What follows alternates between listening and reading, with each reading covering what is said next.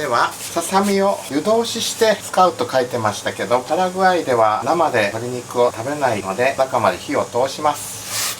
茹でます。新鮮な鶏でしたら生でも食べれるんですけども、ちょっと怖いので今日は火を通します。はい、こんなところで揚げときましょう。くるみもさっと入れます。はい、それではくるみを出します。くるみを細かく切ります。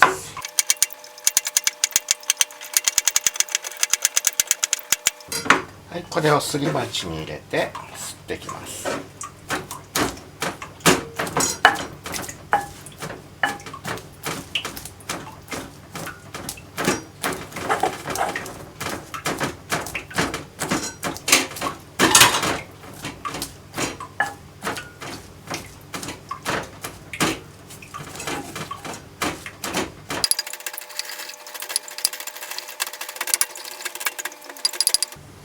まるでテレレを作るときに薬草をすりこぎでやるんですが、そういう感覚で作ってください。三つ葉をさっと入れますので塩を少し入れましょ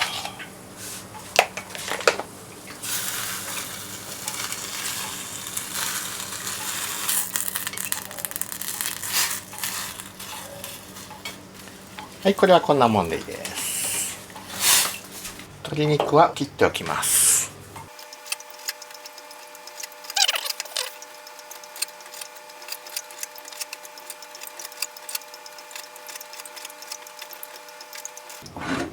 三つ葉も切っておきます。2センチ幅。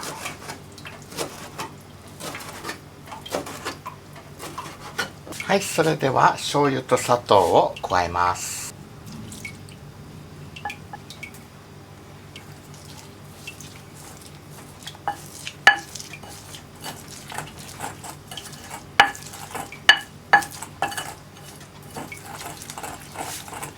鶏と三つ葉を加えて混ぜて和えます。三つ葉はどこでも簡単に育ちますので、家庭菜園挑戦してみてください。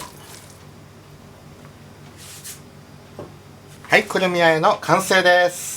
ささみ本当は半生で食べると美味しいのでしょうけれど、よく火を通すとまるでツナ缶のような食感になり、これはこれで美味しいです。火の通った鶏肉にはお醤油がよく染みますから、醤油の量は3割ほど減らして良いかもですね。ご飯のお供によく合い、試食した方、ご飯3杯もおかわりしてくれました。またパンにマヨネーズとともに挟んでみるとツナサンドのようになります。Nos vemos! チャオチャオ。